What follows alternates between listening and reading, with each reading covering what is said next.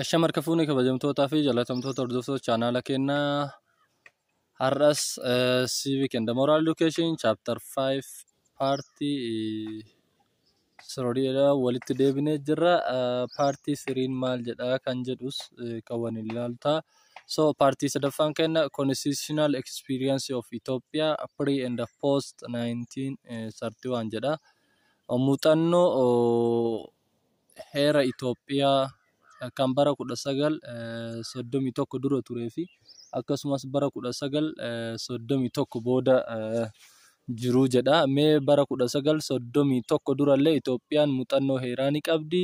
Bara 1931 boodallee muuxannoo heeraa ni qabdi. Muuxannoon heeraa bara 1931 dura ture akkamii kan booda ture akkam kan jedhu kan waliin ilaalu ta'a jechuudha. So in Ethiopia documents like Kebra Nigist, Zafataha Nigist, and the Srata Nigist used as what constitution from 30s to what early 20th century jira. Wanti simbeeku qabdan bara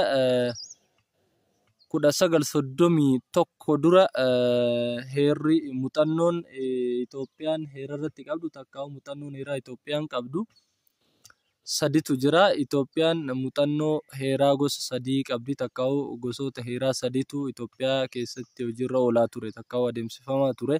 Inni sunis immoo jaarraa 13ffaa irraa eegalee hanga jalqaba jaarraa 20ffaati. Kanaafuu dhumti takka immoo jaarraa 13ffaa irraa eegalee hanga jalqaba jaarraa 20ffaatti kan ture heerri mootummaa Itoophiyaa keessa ture maal jedhama? Pre-constitutional or traditional constitution jedhama jechuudha. Kanaafuu traditional constitution takka pre-1931 kan bara 1931 dura ture muuxannoon heera Itoophiyaa heera aadaa jedhama. Inni sunillee gosa gurguddoo sadii qaba. Turtiin immoo bara 1931 dura takka traditional constitution kan jennuun jaarraa 13ffaa irraa eegalee hanga jalqaba jaarraa 20ffaatti Itoophiyaan muuxannoo heeraa pirii takka traditional constitution qabdi jechuudha. Kana jechuun bara 1931 dura jechaadha. Akkasitti beekuu danda'uu qabatanii gosa heeraa gurguddoo sadiitu Itoophiyaa keessatti adeemsifamaa ture. Isaanis tokkoon isaaniitiin maal jedhamani? Inni dura Kibraa Nigist jedhama, inni lammaffaan Fataha Nigist jedhama, inni sadaffaan immoo Siraataa Nigist jedhama. Inni kun sadan jaarraa 13ffaa irraa eegalee hanga jalqaba jaarraa 20ffaatti Itoophiyaa keessatti adeemsifamaa ture, takka hojiirra oolaa ture, ittiin bulamaa turedha jechaadha. Heeronni kun sadan immoo traditional constitution jedhama. Kanaafuu qormaata keessan irratti yoo traditional constitution of Ethiopia takka pre constitution of Ethiopia barreessee isiniin jedhan pre 1931 barreessee isiniin jedhan sadan kana barreessuu danda'uu qabaatanii. Inni kunis jaarraa meeqaa gidduutti Itoophiyaa keessatti hojiirra oolaa ture isiniin jedhan taate jalqaba jaarraa dhuma jaarraa 13ffaa irraa eegalee hanga jalqaba jaarraa 20ffaatti heerri mootummaa Itoophiyaa hojiirra oolaa ture. Heerota kana sadan Fataha Nigistii, Kibraa Nigistii fi Siraataa Nigistii akka ta'e adda baafachuu danda'uu qabaanna jechaadha. So let we see the first pre-constitution or traditional constitution of Ethiopia, which is called what? Fataha Nigist in another name. This Fataha Nigist is considered at that time as a law of the king. Asitti wanti dabaluu qabdan itti dabaluu qabdan a law of the king jechuudha. King jedhami. King illee numata a law of the king yoo jettaniin irra tola jechuudha. Fataha Nigistiin maqaan biraa maal jedhama? Law of the king. Seera mootummaa takka ummatu seera maalitti hogganaati malee seera ummataati miti jechuudha. Laala wanti isin beekuu qabdan heerri Itoophiyaan ittiin bulaa turte kan bara 1931 dura turan takka heerota aadaa Itoophiyaan ittiin bulaa turte keessaa inni tokkoffaa Fataha Nigist jedhama. Fataha Nigistiin kun yeroo sanitti seera ummataa fi mootummaa osoo hin taane seera maalii qofa jedhama? Seera mootummaa qofa jedhama. Mootummaa qofa fayyada malee ummata hin fayyadu jechuudha. Mirga ummataatiif mirga ummataa of keessaa qabu mirga ummataan ibsu. Mirga maalii qofa ibsaa? Mirga mootummaa qofa ibsaa. Qajeelfama mootummaan ittiin nama bulchu qofa ibsaa. Mirgaa fi dirqama lammiilee biroo waan hin ibsineef takka hoogganamtoota waan hin ibsineef maal jedhamee waamame? Fataha Nigistiin kun law of the king jedhama. Seera mootummaa takka seera bulchaa sanii takka hoogganaa sanii jedhamee waamama. So it was a collection of laws which in use in Kurdistan Ethiopian for many centuries jedha. Inni kun tuuta takka walitti qabama seerota kan Kiristaan Itoophiyaa jaarraa hedduuf biyyattii keessatti fayyadamaa turtedha. Kanaafuu warroonni kiristaanaa Itoophiyaa keessa turan hedduun isaanii seera kana fetaha nigistii kana takka'u heera kanaan bulaa turan jechuudha. Heera kana kan fayyadamu abbootii amantaa kiristaanattu jaarraa hedduuf fayyadamaa ture jechaadha. So it was originally written in Arabic by the Coptic Egyptian writer Abu Fada'il ibn al-Athal kan jedhamuun barraa'ee jira. Inni kun takka'u fetaha nigistiin kun heerri fetaha nigist jedhamu takka'u Law of the King jedhamu kun yeroo jalqabaatiif kan barraa'e abbootiin aangoo kiristaanaa jaarraa hedduuf Itoophiyaa keessatti fayyadamaa turani malee yeroo jalqabaatiif inni kan barraa'e warri lammii Arabii afaan Arabiitiin barraa'e jedha. Eenyudhaani namni beekamaa Egyptian takka'u barreessaa Egyptii kan maqaan isaa Abuu Fadaa'il ilma Asal jedhamuun barraa'ee jechuudha. Kanaafuyyuu Abuu Fadaa'il ilma Asal nama jedhamuun yeroo jalqabaatiif afaan Arabiitiin barraa'e. Ergasii immoo abbootiin amantaa kiristaanaa itti fayyadamaa turanii jechuudha. So it used as what sources of constitutional, civil, criminal laws or secular and religions jedha. Inni kuni kan fayyadaa ture akka madda takka'u burqaa yookaan guideline maalitti fayyadaa ture jedha. Constitutionally heerri biroo irraa derive ta'u irraa bahu. Akkasumas siiviliin hawaasummaan irraa derive ta'u, criminal laws seeronni akka takka'u secular fi religions seerri amantaa fi mootummaa irraa derive ta'u ture jedha. Kanaafuu yeroo sanitti bara 1931 san duratti takka'u jaarraa 1320 duratti sourcing constitutional law, civil law fi criminal law takka'u secular and religious law hunda eessarra derive godhanna fataha nigistii kana keessa arganna jechuudha. Derive godhanna jechuudha. Kanaafuu akka soorsii jara kana sadaniitti tajaajilallee kan turedha jechuudha. It was compiled from what? The Old Testament, the New Testament and the Roman law jedha. Inni kun kan inni compiled ta'e takka'u kan inni irraa dhufe Old Testament takka'u mootii waliigaltee durii akkasumas mootii waliigaltee haaraa uummanni baafatuu fi Roman law seerota Roman irraa kan walitti qabamedha. Kanaafuu jara kanarraa derive ta'e takka'u compiled ta'e jedha. It was what? Fundamental laws and the king vested with what? Absolute power jedha.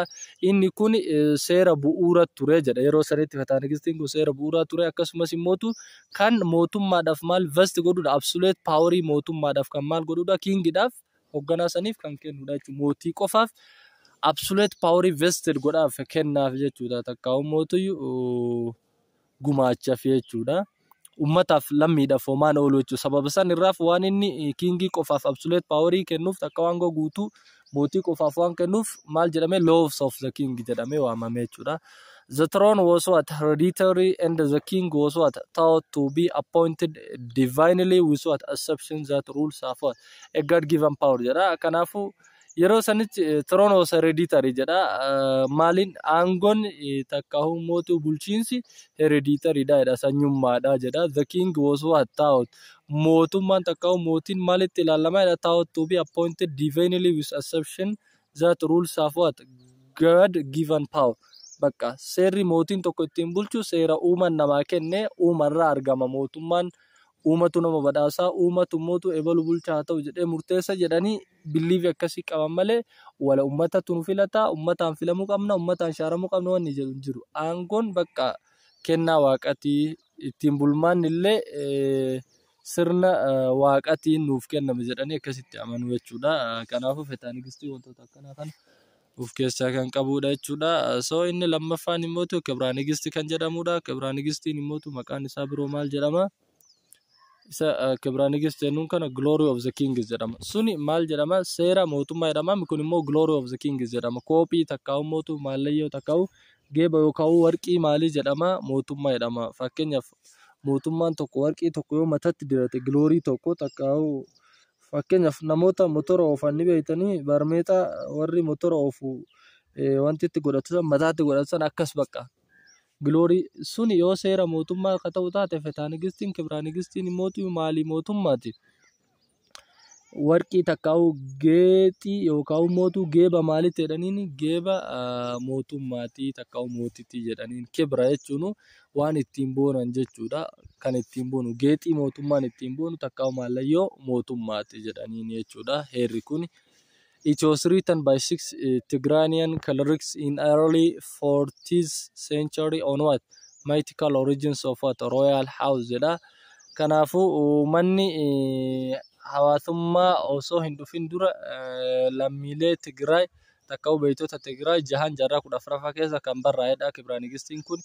It was an important document that even defined who should what become a king in Ethiopia jedha. Inni kun kan dokumentii barbaachisaa maal murteessuu danda'udha takka maal ibsuu danda'udha eenyutu mootii Itoophiyaa ta'a takka Itoophiyaa keessatti eenyu mootii ta'a kan jedhu kriteeriyaa namni tokko Itoophiyaa keessatti mootii ta'uu kan barreessee of keessaa qabudha jechuudha. Namoota mootii Itoophiyaa keessatti mootii ta'ullee ebalullee mootiin ta'a ebalullee mootiin ta'a ebalullee mootiin ta'a jedhee maqaa isaanii kan tarreessuu fi kriteeriyaa isaan ittiin mootii ta'anillee dokumentiin barbaachisaa yeroo sanitti tarreessaa ture maal jedhama Kibraanigist yookaan immoo Glory of the Kings jedhama jechuudha. Kanaaf firoomsi irratti of eeggachuu qabdan. Firoomsi irratti Fetaanigistii, Kibraanigistii, Siraataanigistii kaa'ee gama kaanitti mootii maal ka'uu danda'a? Law of the Kings, Glory of the Kings jedhee akkasumas mootii kaan Art of Rule jedhee akkasitti yoo kaa'e Art of the Ruling Siraataanigistii ta'a, Glory of the King immoo Kibraanigistii ta'a. Laws of the King immoo Fetaanigistii ta'a akkasitti adda baafachuu danda'uu qabaattan jechuudha. So it determines the succession of the throne in Ethiopia. Akkasumas immoo milkaa'uu mootii tokko Itoophiyaa keessatti mootiin tokko akkamitti milkaa'aa takka milkii mootii tokkollee kan determine godhu kan murteessu kan ibsu maalidha? Isa Kibraanigistii kana jechuudha. It takes the Ethiopian history back to what legend of Solomonic dynasty dha. Seenaa Itoophiyaa illee gara maalitti duubatti kan deebisedha? Gara legend Solomonic dynasty takka hayyicha Solomonic dynasty jedhamutti kan deebisedha. Sirna Solomonic dynastytti seenaa Itoophiyaa takka mootii waa'ee Itoophiyaa gara sanitti kan jijjiirellee Kibraanigistiidha jechuudha. Herri gara Solomonic dynastytti seenaa Itoophiyaa jijjiire. Based on this, it determined that any king in Ethiopia must descend from a Solomonic dynasty or must have such blood relationship with dynasty. Kanaafuu based on this kanarratti hundaa'uudhaan erga seenaa Itoophiyaa gara Solomonic dynastytti jijjiire herri kun maal jedhaa herri kun namni tokko Itoophiyaa keessatti mootii ta'uudhaaf takka hoogganaa ta'uudhaaf sanyii eenyu ta'uu qaba. Solomonic dynasty descendii takka reesii Solomonic dynasty ta'uu qaba yookiin immoo yoo xiqqaate hariiroo dhiigaa Solomonic dynasty wajji qabaachuu qaba jedha namni tokko Itoophiyaa bulchuuf. Sababa saniif kriteeriyaa nama Itoophiyaa bulchullee Kibraanigistii kana keessatti kaa'amee jechuudha. Kanaafuu ulaagaan tokkoffaan fi inni dhumaa namni tokko Itoophiyaa bulchuuf takka mootii Itoophiyaa ta'uu yeroo sanitti maal ta'uu qaba? Yoo danda'ame sanyii Solomonic dynasty ta'u, yoo dadhabame immoo hariiroo dhiigaa Solomonic dynasty wajji qabaachuun kriteeriyaa isa duraatii fi isa dhumaa takka isa ijootee jechuudha. Kana yoo taane hariiroo kan lamaan keessaa qullaa yoo ta'e namni tokko mootii Itoophiyaa ta'uuf carraa hin qabu jechuudha. Akka herri Kibraanigistii takka Glory of the King kaa'etti jechaadha. Kana fakkaataa inni sadaffaan immoo Siraataanigistii kan jennu danda'a. Siraataanigistii illee numa jedhamaan Art of Rule dha maqaan isaa. So it provided certain administrative protocol and directive in 19th century jedha. Kun amma gara dhumaatti as dhufe gara poostii ga'u ka'e pirii keessaa isa dhumarra jirudha jechuudha. Laala. Jaarraa isallee adda baafachuu qabdan. Kun jaarraa wantiin ka jalqabaa suni Fetaanigistiin jaarraa 13-14 qofa. Kun immoo 14ti hanga 10 akkas 9 ture. 19 irraa hanga 20tti immoo Siraataanigistii takka Art of the Rule kana jechuudha. Jaarraa illee adda baafachuu danda'u qabaattan yeroo isaa. Hunduu piriidha. Pirii keessa immoo jaarraa irratti garaagarummaa qabaachuu jaarraa garaagaraa keessa gaggeeffamee tartiibumaan jechuudha. Kanaafuu kun xiqqoo fooyya'aadha. Jara lameen irra Siraataanigistiin kun takka sirna mootummaadha. Siraata Amaariffarraa dhufe yeroo sana uummanni ni jira mire. Akkuma beektan biyyattii eenyu akka hoogganaa ture yeroo duriitiif ni beektan jedhee yaada seenaa. Kanaaf sababa saniif Siraataanigistii jedhame Art of the Rule illee jedhama. Ogummaa seeraa illee jedhama. Hanga tokko fooyya'aadha garuu kaan irra jechuudha. Sirna bulchiinsaa protokoola sirna bulchiinsaa hanga tokko kan eeguu fi akkasumas immoo hooggansa jaarraa 19ffaa keessa turedha. It hardly considered as what a document of constitutional law in its what widest sense jedha. Kun immoo akka maalitti ilaalamaa ture jedha. Hardly document of constitutional law. Dokumentii maali seera heera qabeessa ta'ee fi akkasumas immoo heera bu'a qabeessa ta'e kan biyyatti lammiilee fi akkasumas immoo mootummaadhaaf illee hanga tokko qixa murteessu jedhamee yaadama jechuudha. Kan irra fooyya'aadha. Nonetheless as it is what the first to have been used for allocating power among the what crown it is dignitaries and what the charge jedha. Akkasumas immoo inni kun heera isa jalqabaa kan maal godheedha allocating kan maal ayyameedha power among the crown aangoo hogganamtoota takkaa'ummootuyyu warra mana amantii san keessatti abbootii amantaa jalatti hogganaman akkasumas immoo dignitaries jechuun immoo warra achi keessa civil service tajaajila mana amantaa gaggeessaniif akkasumas charchii guutuu keessatti bakka aangoo warra qixa raabsuudhaan beekamudha jechuudha. It was more theoretical than what practical as what as insistent rivalries among royal members jedhama. Inni kun more theoretical dha. Hedduu isaa maal irratti kan xiyyeeffatudha? Theory irratti kan xiyyeeffatudha. Maal caalaa practical caalaa practical suni rivalries among what royal members memberii bakka heerichi sun jiru takka warra heerri sun irratti baheetiif warra memberii ta'an takka royal warra ta'an san irratti dalageessuu caalaa tiyooriidhaan kan jirudha. Kana jechuun mirgaa fi dirqama lammiilee hanga tokko of keessaa ni qabaa jenne kaan lamaan irra fooyya'aadha. Mirgaa fi dirqamni lammiilee fi akkasumas mootummaa inni of keessaa qabu kuni tiyooriitikaalidha jechuudha. Malee hojiitti hin jijjiiru. Fakkeenyaaf lammiilee tokko mirgi isaa yoo miidhame tiyoorumaal mirgi lammiilee tokko akkanaatti mirgi hoogganamtoota akkana jedha malee mirgi hoogganamtoota san yoo kan miidhamu ta'e piraktikaala nama mirga lammiilee miidhe san irratti tarkaanfii fudhatu hin jiru. Mirga lammiilee kan miidhame san piraktikaala wanni inni sirreessu hin jiru. Garuu tiyooriidhaan ni jira. Siraataa mangisti jedhama jechuudha maqaadhaaf. Sirna mootummaa takka sirna mangistii jedhama. Garuu mootii tiyooriidha malee qajeelfamaan wanti hojiirra oole hin jiru jedha. So kana fakkaata inni itti aanu mootu the 1931 first written constitution kun immoo post 1931 jechuudha. Itoophiyaa experience isiin irratti qabdu maal jedha the 1931 first written constitution heera barreeffama yeroo jalqabaatiif Itoophiyaan bara kam argatte jennaan bara 1931 akka ta'e hin dagatinaadha.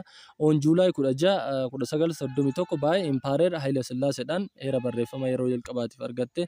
The era of unwritten form of constitution come to what an end hin dhumate jechuudha. Iraan takka sirni heerri barreeffamaan hin jirre keessa ture sun yeroo kana dhumate heerri barreeffamaa eegale jechuudha. Internal and external factors caused 1931 constitution jedha. Faaktaroota takkaa'ummatu ta'iiwwan alaa fi keessoo hedduutu jira jedha. Kan Itoophiyaan akka heera barreeffama bara 1931 argatu taasisa jedha. External factoriin sun taateen alaa sun kaminni takka'u dhiibban alaa sun growing interaction with what? Growing interaction with external world forces to what? View Ethiopia as what? Modern state to rest of what? The world jedha. Growing interaction takkaa'ummootu walitti dhufeenya guddataa dhufe. Een wajjin with external world addunyaa alaa wajjin. Walitti dhufeenya heddummeeffachuun isii sun forced isii godha. Itoophiyaa dhiibbaa irratti geesse. To view Ethiopia as modern state. Akka Itoophiyaan tu modern state akka biyyattii ammayyoomte. Akka sirna bulchiinsa ammayyaawaa biyyoota hafan keessaa akka isiin qabattuuf ilaalchi isii keessatti hore jechuudha. Kanaafuu Itoophiyaan maaliif duubatti gaafa hariiroo biyyoota alaa wajjin heddummeessuu eegalte hariiroo biyyoota alaa tan addunyaa biroo wajjin heddummeessuun isii sun Itoophiyaan akka biyya modernootetti uf laaluudhaaf isii kakaase jechuudha. Akka biyya modernootetti mootu gaafa uf laalte booda heera barreeffama mataa keenyaa godhachuu qabna. Biyyi modern taate heera barreeffama mataa isii qabdi jedhanii sababa sanirraa heera barreeffama bara 1931 akka argatu external factoriin taasise. Kana jechuudha interaction isiin external world wajji qabdu guddaturraa kan ka'e dhiibbaa irratti uumee akka isiin modern state itti uf laaltu godhe. Modern state itti uf laalte jechuun immoo heera barreeffama uumachuu qabna jedhanii heera barreeffama bara 1931 Empire Haile Sillaaseetiin Juulaayii 16 irratti barreeffatanii takka lafa kaa'atan jechuudha. The empire had to what convince the world that his country was modernizing and taking her place among the civilized states or League of Nations. Kanaafuu empirichi kun convince godhe ni fudhate takka ni hubate the world that his country akka addunyaatti maal hubate addunyaan tun dhiibbaa irratti gochuu kanatti maal hubate biyyattiin tiyya modernize ta'uu qabdi akkasumas immoo tuyyuu civilized state bakka civilized statetti League of Nation keessatti hirmaachuu qabdi jedhee League of Nation keessa isii galchee League of Nation keessa galte jechuun immoo tu heera barreeffama akka uummattuuf isii kakaase jechuudha. Internally it was intended to provide a legal framework for the separation of what the powerful traditional nobilities to what the empire jedha. Intended internally mootu maal niyyate takka'u maal hawwee tureedha to provide legal framework ittiin bulmaata seeraa lafa qabsiisuuf takka'u jiru oolchu for what for the separation of what powerful traditional nobilities to the empire. Aangoo gama aadatiin impaayerichi takka'u warroonni impaayeraa sanyiin impaayeroota qaban san separate gochuudhaaf seerota bu'uura lafa kaa'uudhaaf hamilan takka hawwaa turanii kun internal factory heera barreeffama Itoophiyaan akka godhattu godheedha jechuudha. Kanaafuu traditional nobility impaayeraa takka'u warra sanyii aadaa impaayeraa san ofirraa dadhabanii aangoo isaanii san ofirraa gad xiqqeessuudhaaf maal hawwarree heerri barreeffamaan dhufuu qaba jedhanii hawwanii kanaafuu hawwiin isaanii kun internal factory dha jechuudha. Kanaafuu internal factory fi external factory illee isin gaafatan barreessuu danda'u qabaattan jechuudha. It was designed to what unify and centralize all state power in the hands of what monarchy jedha.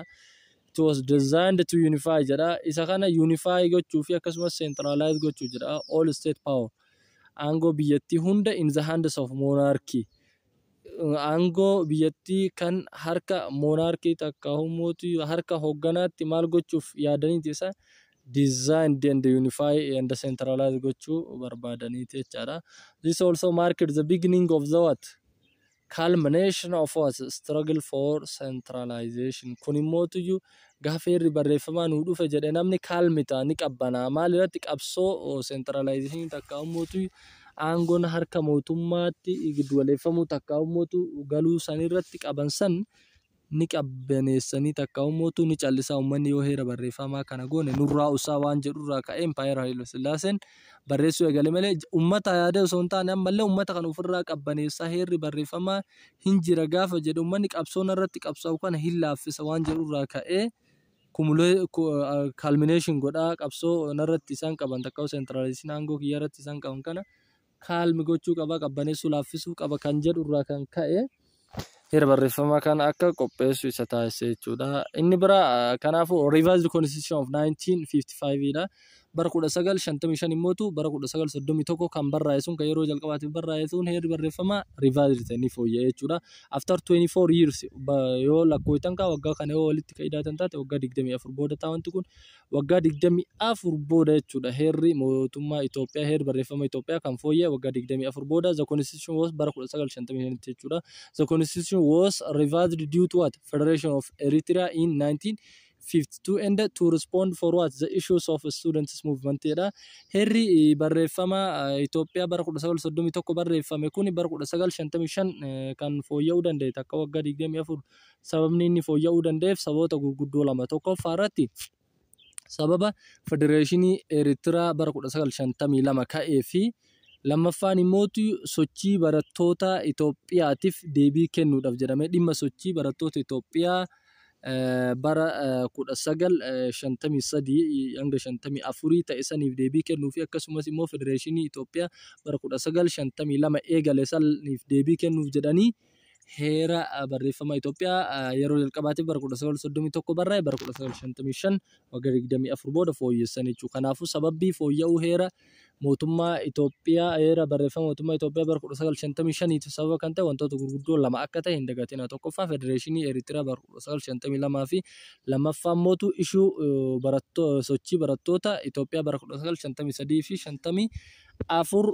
gaggeeffameef deebii kennuuf jedhameeti jechuudha. So, hence the revised constitution continued to reinforce the process of centralization. Kanaafuu fooyya'insi heera mootummaa Itoophiyaa kun maaluma jajjabeessa malee adeemsa centralization wanti inni xiqqeessan jiru numa jajjabeessedha.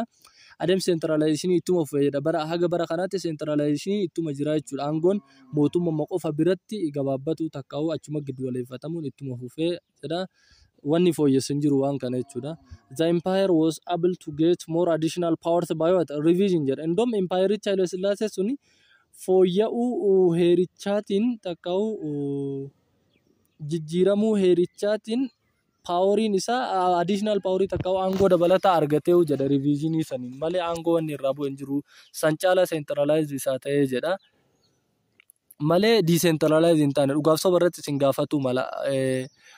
Wanti heerri barreeffama bara 1955 fooyya'e centralization process ni xiqqeessee reduce godhe yoo isin jedhan false dha. Reduce hin goone reinforce godhe ni jajjabeessee ni itti fufsiisee mootummaan aangoo dabalataa yeroo heerri fooyya'e kana irraa argate jechuudha. Akkasitti akka hin shawwadamne. He was both the head of state, head of government, and oversees the judiciary through his what? Chilot or crown court jedha. Indoom bara 1955 kana keessatti yeroo barreeffama fooyya'e kana keessatti mootummaan jedha takka'uu empire jedha. Heedii biyyattii takka'uu hoogganaa biyyattii fi akkasumas immoo heedii mootummummallee argatee jedha. Biyyattillee isuma heediin kana jechuun pirezidaantii fi piraayim ministeerilleen isuma jechuudha. Oversee ammallee mootu judiciary takka'uu mana murtiillee isumatuyyuu hoogganaa isumaan bulaa jedha. Karaa maal jedhamu? Chiloot jedhamuun. Kanaafuyyuu judiciary mootummaan bara 1955 keessa adeemsi inni ittiin bulchu chiloot jedhama. Chiloot jechuun immoo crown court jechuudha. Haala kanaan hubachuu danda'uu qabaatani. However, like its predecessor, the constitution declares the inviolability of what? Empire's dignity and the power of appointing and dismissing members of what? Parliament jedha. Garuu ta'ullee mootii heerri kun maal declares godha jedha? Inviolability sarbamuu dhabuu Empire's dignity eenyummaa empirechaa takka'uu sanyummaa empirechaa power of appointing and dismissing members of parliament ammallee mootii aangoo fi akkasumas immoo membarii paarlamaa ta'uu dhabamsiisamuu san maal godheedha declare godhe malee centralizing aangoo wanneen hambisan jiru jechuudha. Federation of Eritrea with Ethiopia lead towards the addition of 2 new documents jedha. Eritreaan Itoophiyaa wajjin federeeshinii keessatti hirmaachuun takka'ummotu hariiroo uumuun suni dokumentii dabalataa lama Itoophiyaan akka horattu sii taasise. Dokumentiin lamaan sun Federal Act and Eritrean Constitution dha. Dokumentii lamaan Eritreaan Itoophiyaa wajjin federeeshinii uumuun Itoophiyaan akka argattu taasise. Dokumentiin lamaan sun tokkoffaan Federal Act dokumentiidha. Lammaffaan immoo Eritrean Constitution dokumentiidha jechuudha. Intuwaat Itoophiyaan leegalsiisame sirna bulchiinsa Itoophiyaa keessatti dokumentiin gurguddoon lamaan kun Federal Act dokumentii fi Eritrean Constitution dokumentiin akka dabalamu taasisee jira. The Federal Act was what? Document that specified terms of agreements for what? Federation of Eritrea jedha. Federal Act dokumentiin kun dokumentii maal of keessaa qabudha takka'u maal ibsuudha jedha.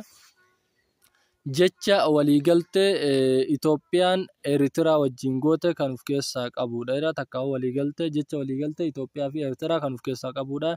Eritrean established their constitution with what? Support of United Nations jedha. Eritrean heera isii kan maal goote kan established goote kan lafa qabsiifte takka'u mootiyyuu uumte gargaarsee nutiin United Nationiitiin jechuudha. Inni biraan mootu 1987 kunillee poostii keessaa isa sadaffaa ta'e Constitution of Federal Democratic Republic of Ethiopia jedhama. P kana F itti jira. Federal Democratic Republic of Ethiopia jechuudha. Immediately after what come to power the Derg set up PMAC a temporary government jedhama. A temporary government or PAMAC jettanii in short himatte jechuudha. PAMAC jettanii adda baafachuu dandeettu jechuudha. So temporary government ida PAMAC was also in the process of what? Reconstituting itself ida. PAMACin kuni ufuma isaati reconstitutive godha ofii isaati kan of hoogganuudha jechuudha. Kan mootummaan hoogganamu miti.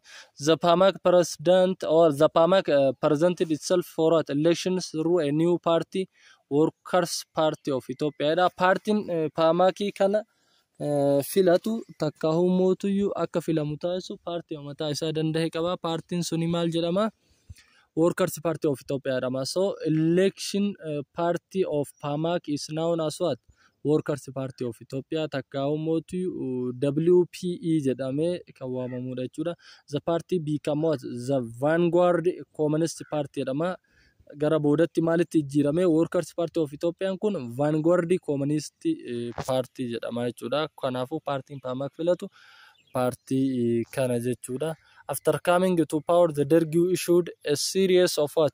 Decrees and proclamation that was used as legal rules until the adoption of what?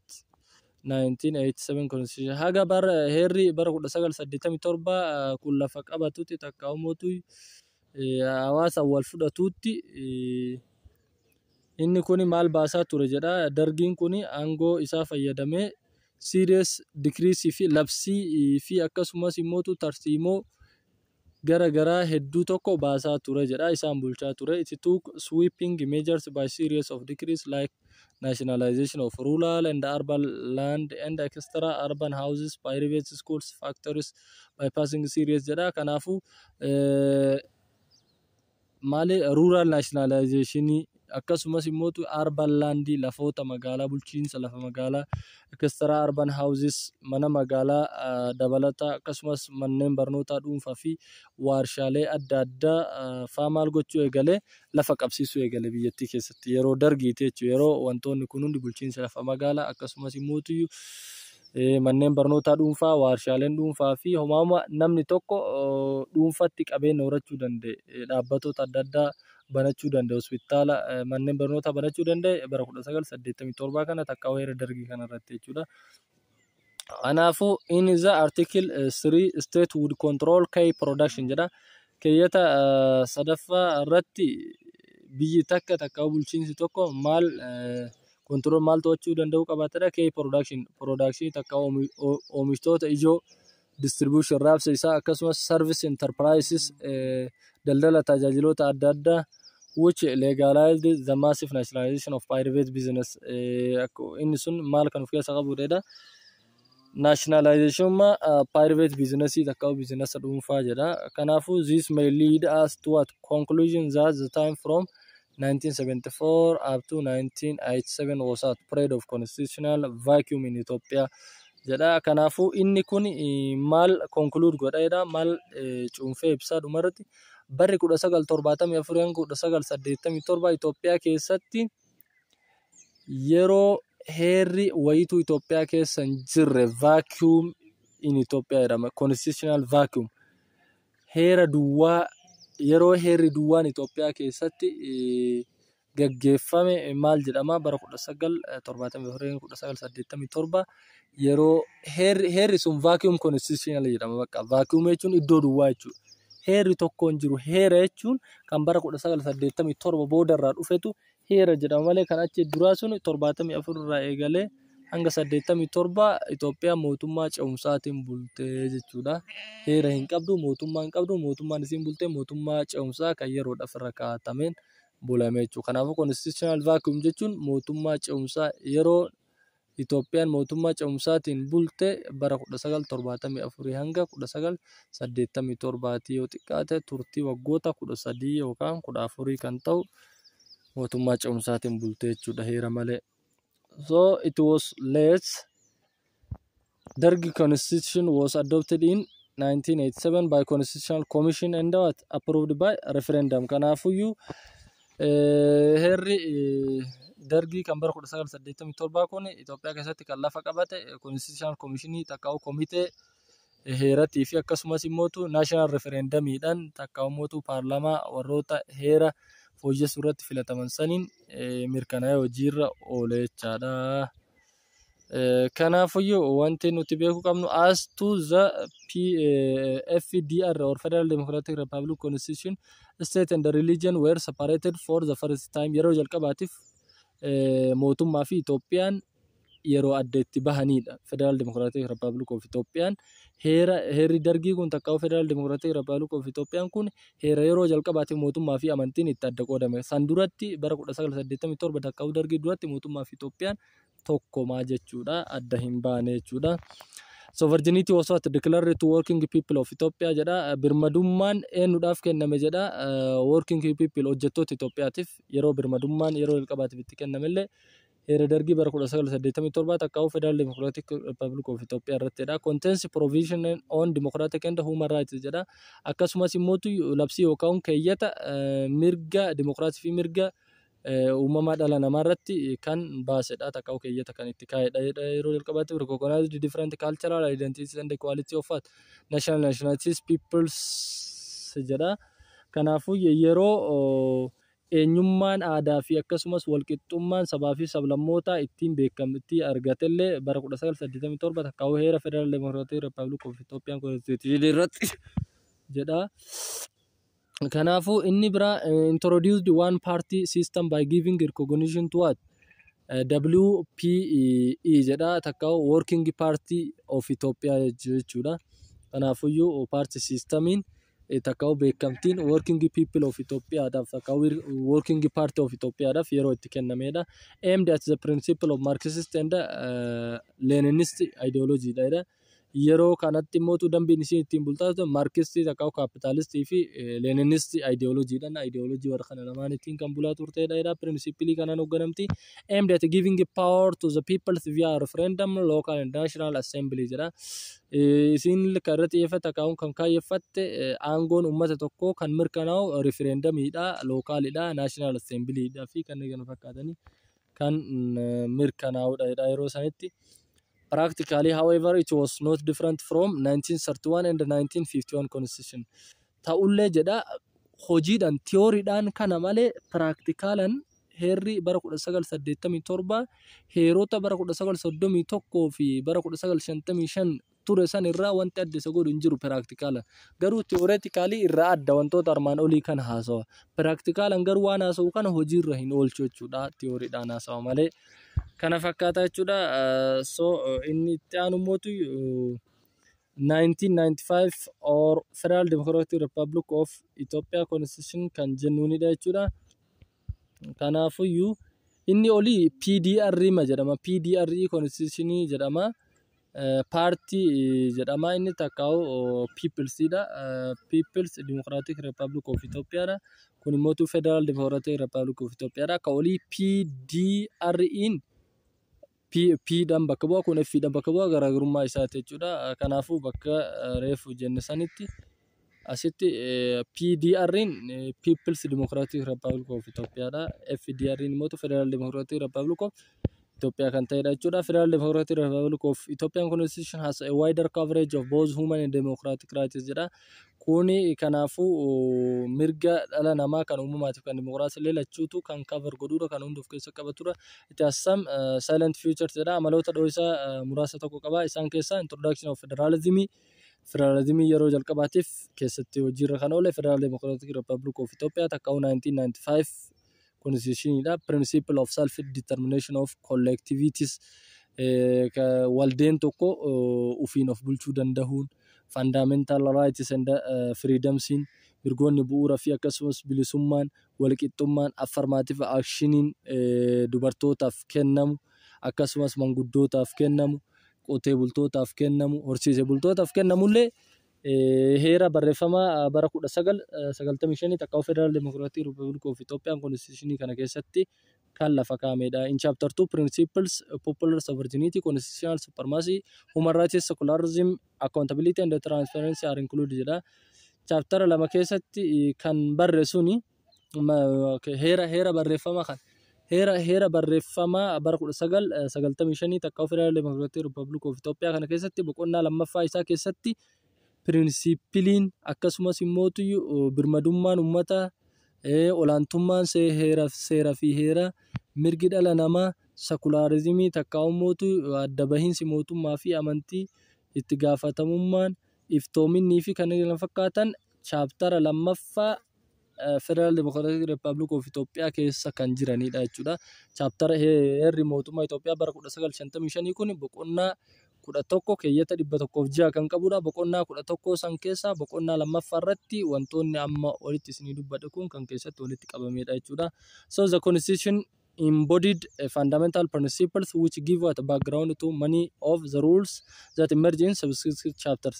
Kanaafuyyuu heerri bu'uuraa chaaptarii lammaffaa keeyyata kana keessa jiru backgroundii fi akkasumas dhufiinsa heerota chaaptaroota itti aanu kan ibsudha jedha. Kanaafuu paartiin sadaffaan keenya kana fakkaata.